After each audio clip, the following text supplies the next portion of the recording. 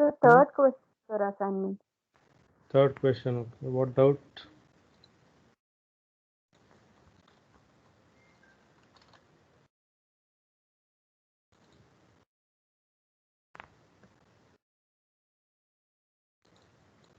So duty base period, those info, how do we take?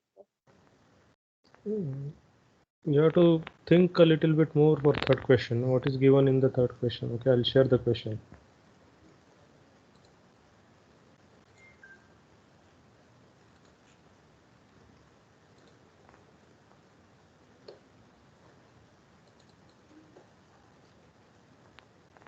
Okay, are you able to see the question?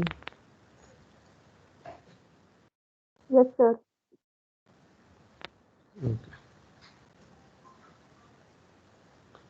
So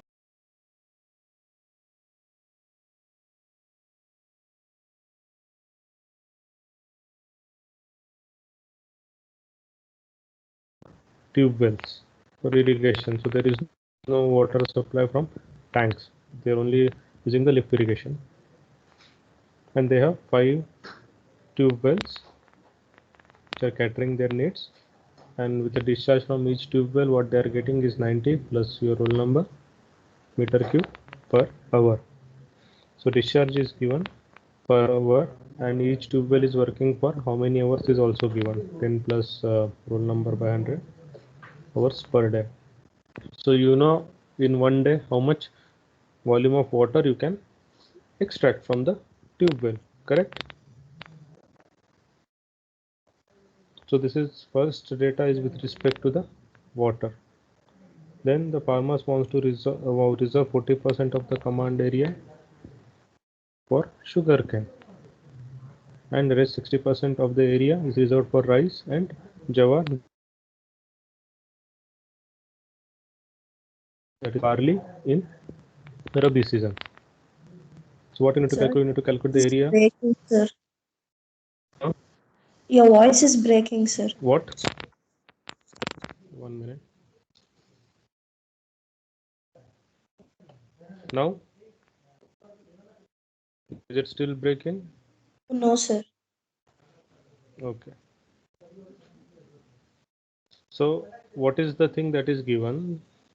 We know how much water we can take out from the groundwater, that we can calculate, and then the farmers want to reserve also in the command area what crops they are growing also is given. So sugarcane is a perennial crop, so it will be used say, for in Rabi season as well as Kharif season will be requiring water for that, correct? So in the Kharif season crops, what will be your Kharif season crops? Sugarcane, rice and jawar. So in that 40% of the total command area is sugarcane, rice is 40%, and remaining 20% is jawar. And in Rabi season you will also have a sugarcane which is having 40% of the command area, gram 33.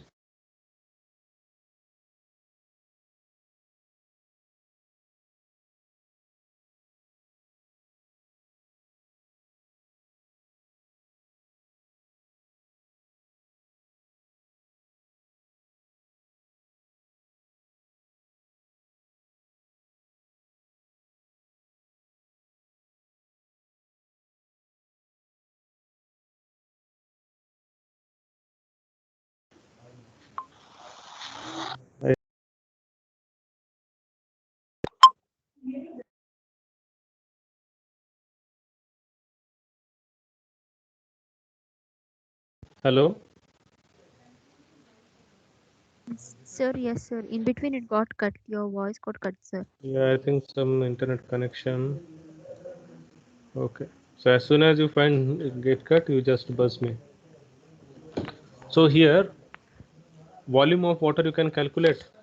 You know how much water you can take out in one day. Okay. So you'll be knowing what is the base period of Kharif and Rabi season.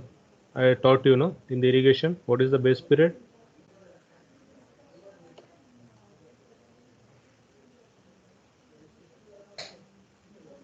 The What first is the water base applied. period? The first water applied to Last water applied before sowing, Yeah, yeah. harvesting, sir. Yeah, yeah. But what is the base period we consider for Kharif and Rabi season in terms of days? We have done so many numericals also, no? Sir,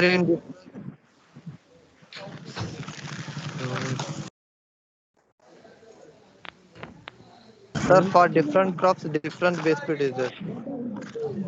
Different crop, different depth. Okay, but for Kharif Base crops, you period, will have sir. same base period.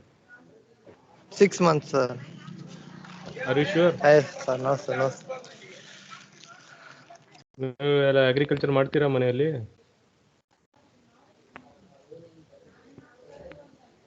I think those who are doing agriculture at home, or those whose parents are agriculturists, they should able to answer, no?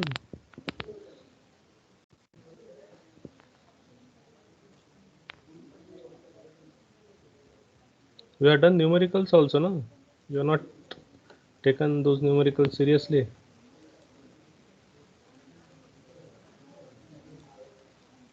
In all problems, base period is given, sir. No, we have given, no? P. Yes, sir. So, what is the base period? What is the Rabi season? You tell me, or Kharif season from which month to which month we grow?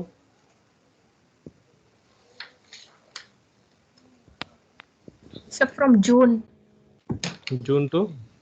June to September, sir. So how many months? 4 months, sir. 4 months has how many days? 3 months. June, July, August, September, no? So how many days in 4 months approximate?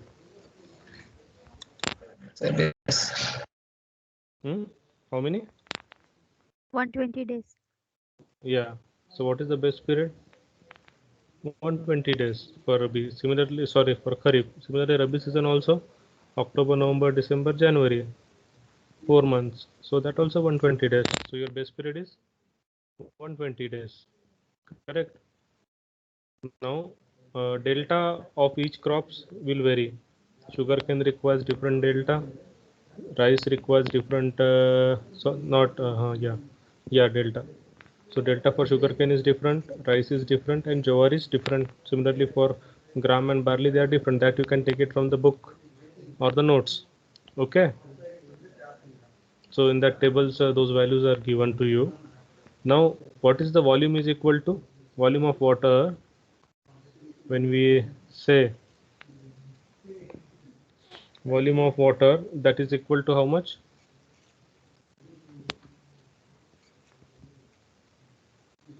V is equal to area into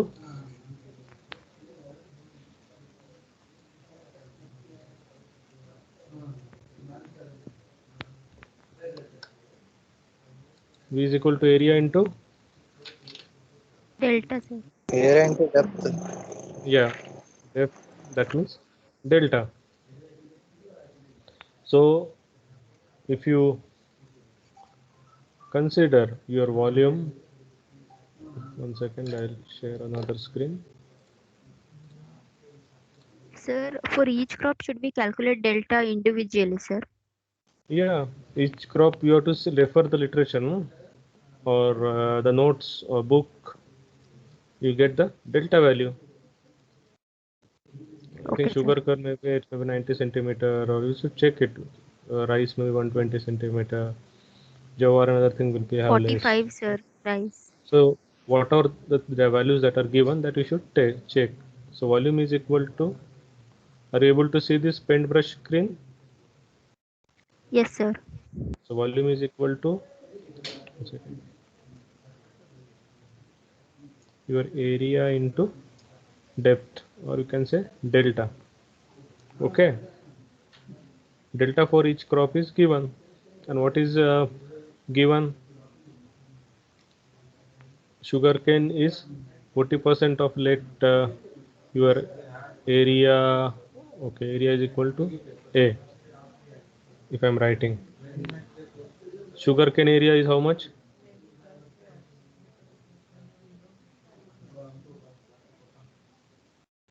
Sugarcane is 40% of, let the area that is grown in Kharif season. Suppose this is in Kharif, I'm writing. Then sugarcane area is 40% of this area, so it will be 0.4A. Other crop is what?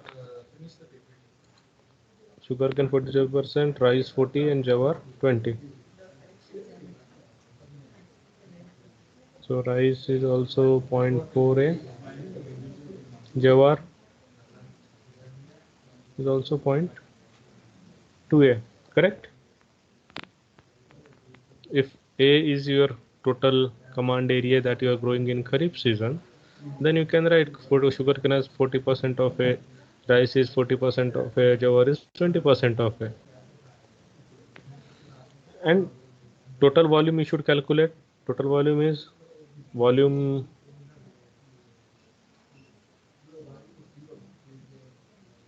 of water in 1 day that you can calculate, multiplied by how many days? We have 120 days base period. So you will get the total volume of water. So that you can put it here. Volume, total volume in meter cube. Area, you have to put this multiplied by their corresponding delta. You can solve that equation and you can calculate the A value. Yes or no? Sir, for each crop it is coming different area, sir. It will come different area, no? Okay. It's not as everything is like here sugarcane and rice will have same area because it's all 40%, 40%, no? So this will have same, jawar will have half of that. So you are calculating the A value. And then once you know A, you can calculate what is the sugarcane area, what is the rice area, what is the jawar area. Okay. Similarly, you will do it for Rabi season. So there also let A or some X will be your area. Then 0.4X is sugarcane.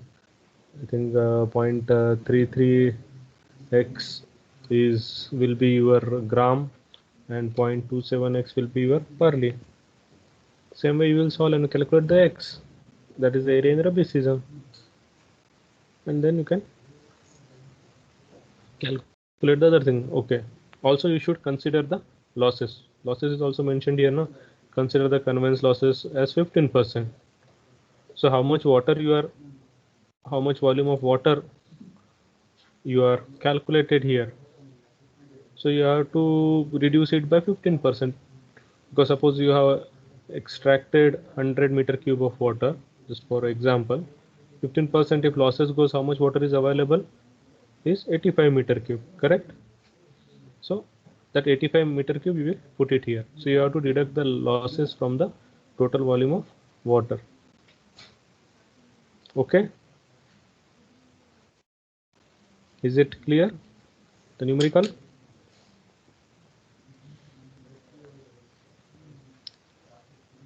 Or still you guys have some doubt? Is it clear? If it is clear, say yes.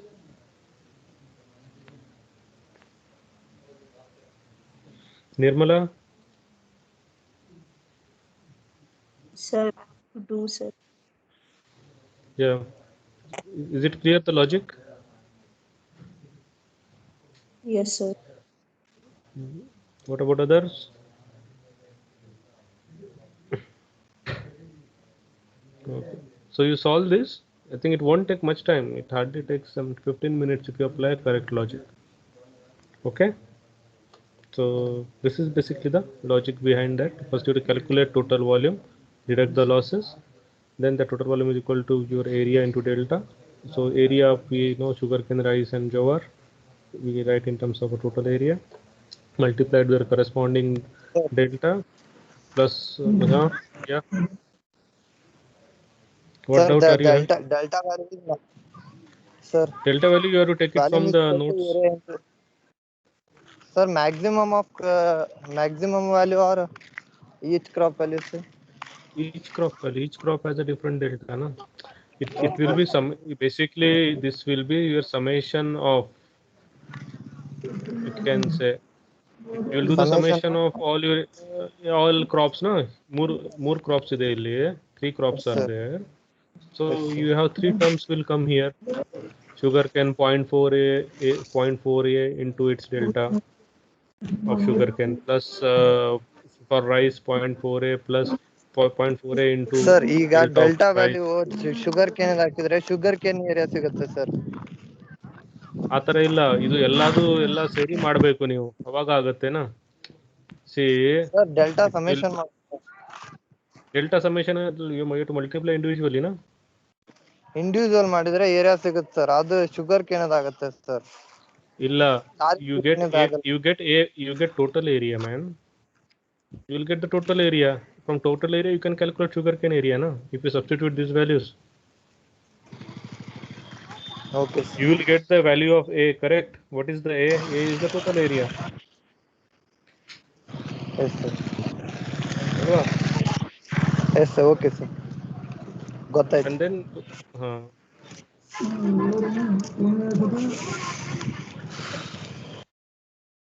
okay, anyone has any doubts further? Is it clear?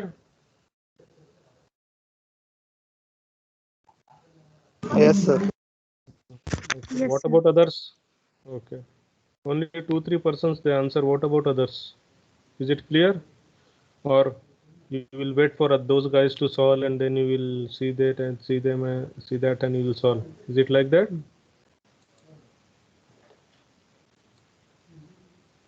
All of you should attempt. Okay, so you solve all these numericals and submit by tomorrow. Is it fine?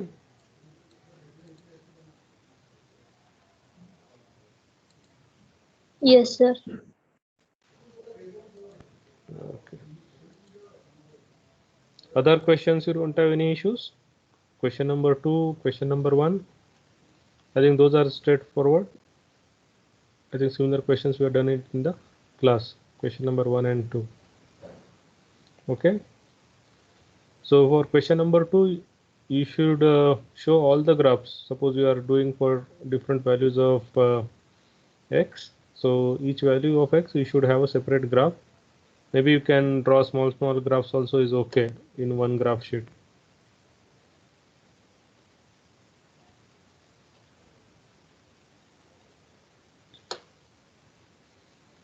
Then if this thing is okay, then we'll go back to our groundwater.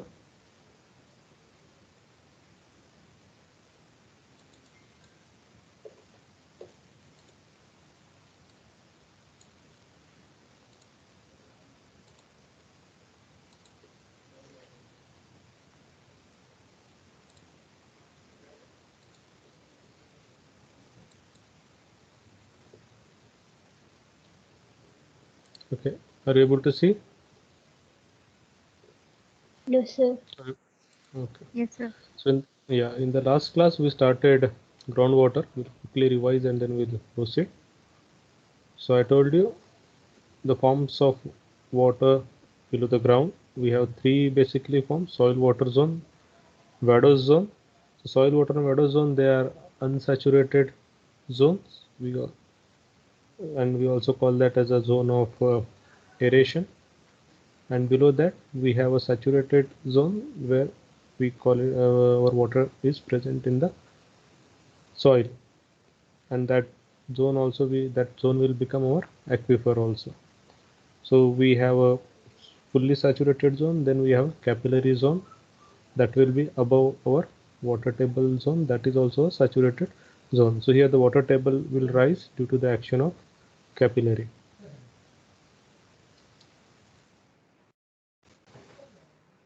We also discussed different types of aquifer.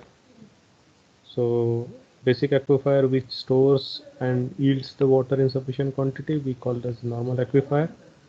Then we have aquitard, where only the seepage is possible.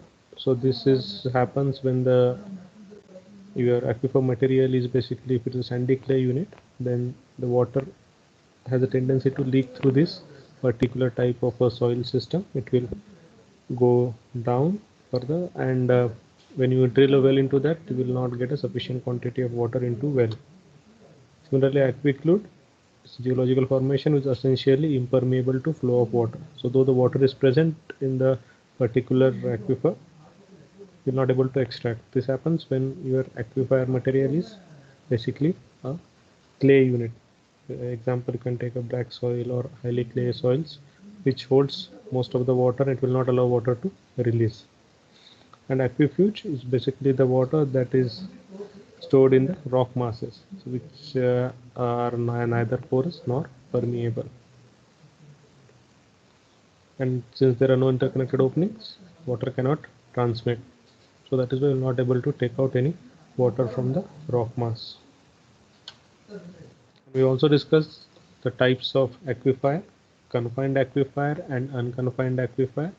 Confined aquifers are confined between two impermeable layers. So between the two impermeable layers, the water gets stored here, so that we call it as a confined aquifer. This confined aquifer gets recharged when this aquifer gets exposed to the ground. So from since now it is this one is here at this position, it's exposed to the ground level, so it will get recharged only from this particular zone, not from any other zone. So since it is confined, the water is always under pressure. So when you drill a well into confined aquifer, the water table will always be higher than the water table that is present in the confined aquifer. And how much it will be higher, that depends on the pressure. So if the water is under more pressure, then the water table will rise more, and sometimes this water, if the pressure is more, this water will come out on the ground, and we call then these wells as artesian wells, which flows continuously, and we will be getting water from the well without being pumped. And so we are getting water on the ground without being pumped from these wells. And in unconfined aquifer, your water table is at atmospheric pressure. So what is the water table of your aquifer? When you drill a well into unconfined aquifer, same will be your water table in the well. There will be no rise in the water table level, in just unlike yeah, unlike the confined aquifer.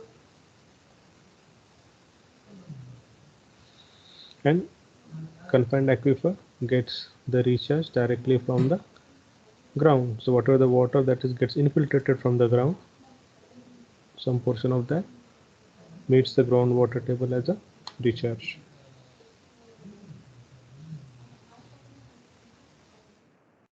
Okay, so these things are clear. What is confined, what is unconfined aquifer, and these are also some pictorial representation. You can just see the first one, which was impermeable confined aquifer. So you can say this layer, and this layer, to this forms the confined zone. And when you drill a well, the water table is always higher with respect to the water table that is present in the confined aquifer. So this one is a leaky or semi-confined aquifer. So here there's the confined layers that is formed. It's mostly due to the sandy clay unit, so that acts as a leaky zone. So water gets leaked down more. And here, if you just consider water table when it is normal confined, and if you consider leaky aquifer, the water table in leaky aquifer will always be lower, and will not able to get a sufficient quantity of water compared to this particular type. This is unconfined aquifer example. Here the bottom is impermeable.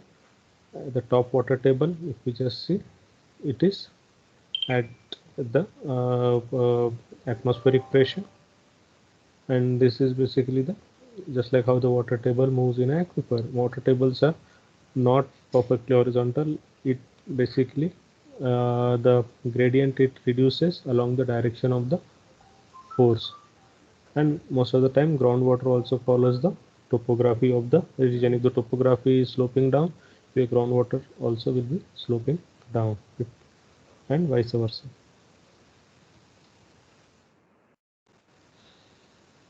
Okay, any doubt till here?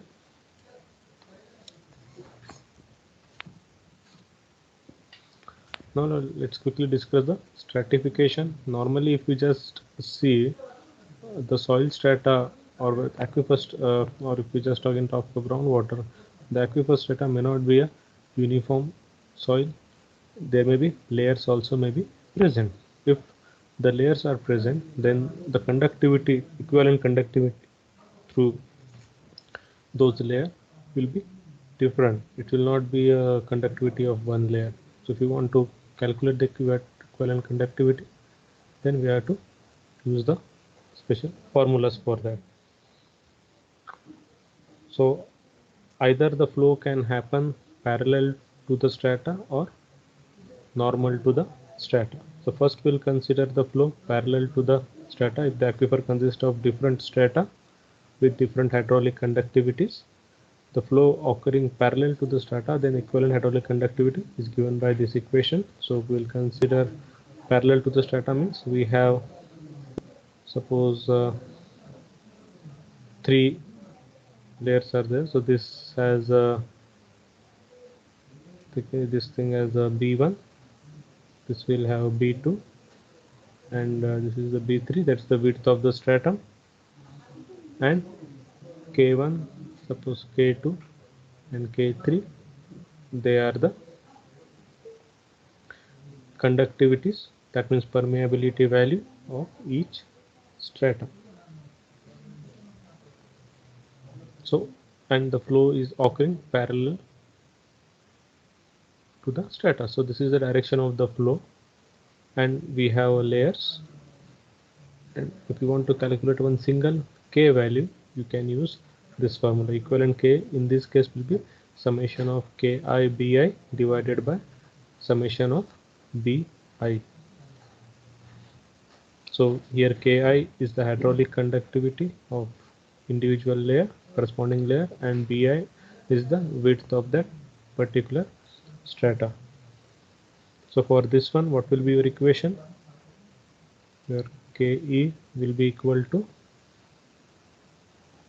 K1 B1 plus K2 B2 plus K3 B3 divided by B1 plus B2 plus B3.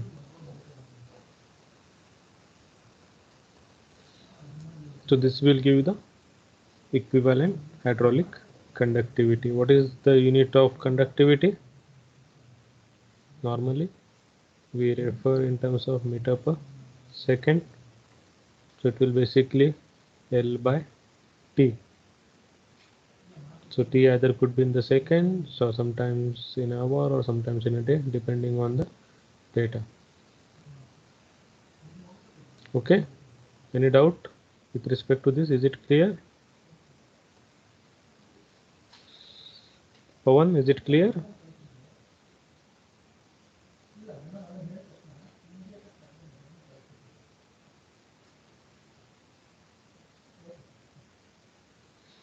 Am I audible, guys? Yes, sir. Okay, so no doubt here. Sorry, proceed. Yes, sir. Okay, so previous was parallel to the strata. If we have perpendicular flow that is happening, we just consider you have a strata now in this fashion. So this is the, you can say, length L1, this will have L2, this will have L3, K1, K2, K3. If this is the way the water formation, and we have a water that is flowing through this. So in this case, your flow is normal or perpendicular to the strata. So here your equation will change in this form. So equivalent conductivity in such cases is equal to summation of your all Li divided by summation of Li by Ki. So here Li is the length of each stratum. So this will become its length L1, L2 and L3. So if you solve this, write in this way, Ke is equal to L1 plus L2 plus L3 divided by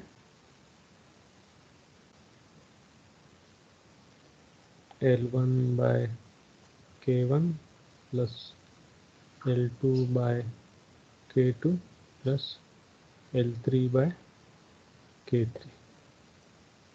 Correct? So your normal conductivity will be equal to this summation of all Li divided by summation of Li by Ki ratio. Okay, clear? Yes, sir. Yes, sir. Now quickly do this numerical. Note down quickly.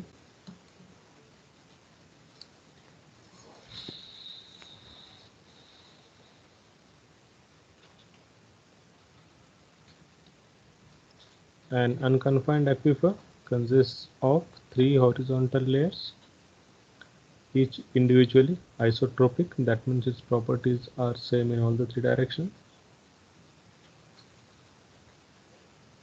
The top layer has a thickness of 10 meter and hydraulic conductivity of 11.6 meter per day.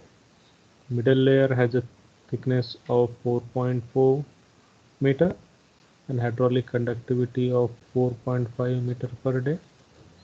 And the bottom layer has a thickness of 6.2 meter and the hydraulic conductivity of 2.2 meter per day. Calculate the equivalent horizontal and vertical hydraulic conductivity. So horizontal means parallel to the strata, vertical means normal to the strata. Note down quickly and then start calculating.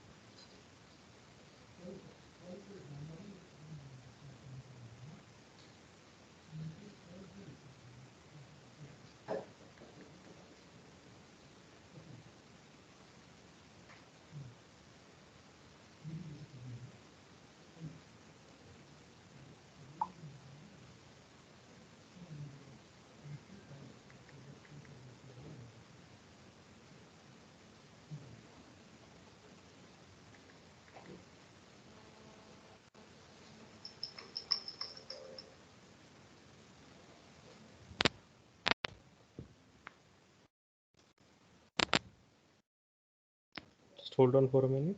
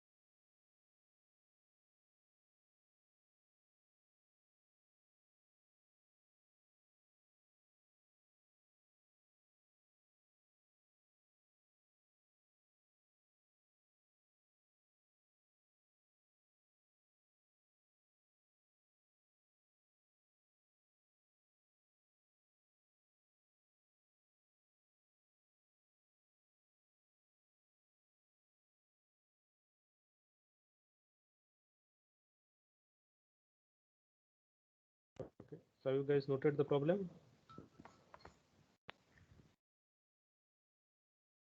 Yes, sir.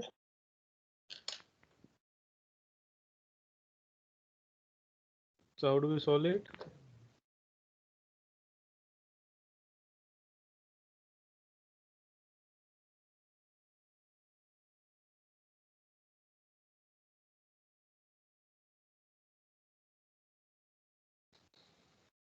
Direct substitution in formulas. Yeah. So first, you just consider parallel to the strata flow.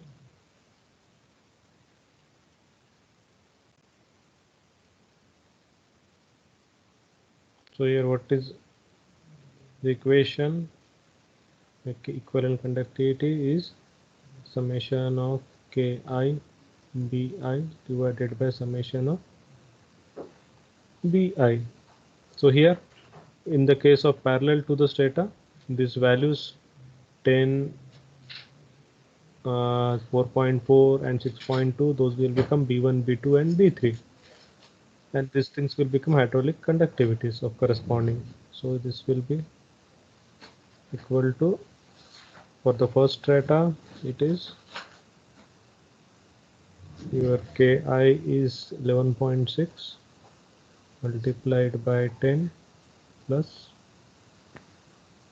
for second it is 4.5 multiplied by 4.4 plus 2.2 multiplied by 6.2 meter divided by B1, B2 plus B3. So that is equal to 10 plus 4.4 plus 6.2. What is the equivalent conductivity value? Answer. What is the answer? So 7.25 7.25. What will be its unit? meters per Meter, day. meter per day. Now flow normal to strata.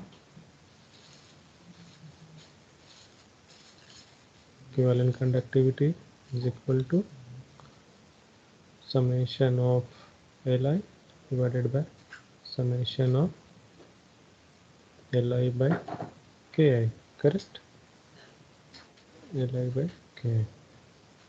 Substitute. Now B will become L in this condition. Summation of Li is 10 plus 4.4 plus 6.2 divided by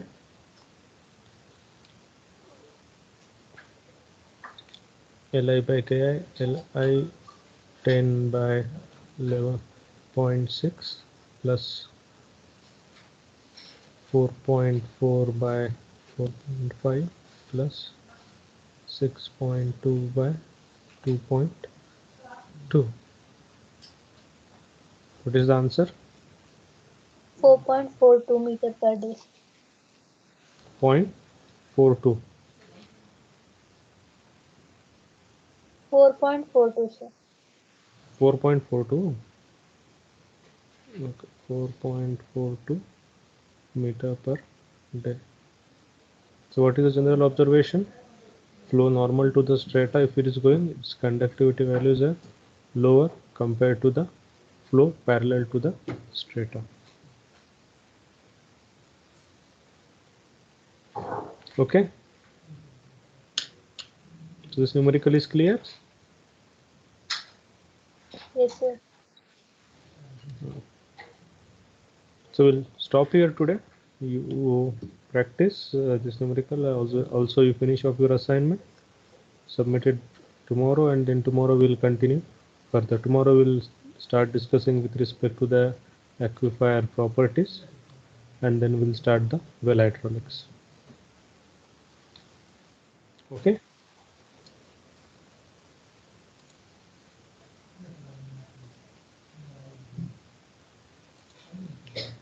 Just hold on, I'll download your attendance.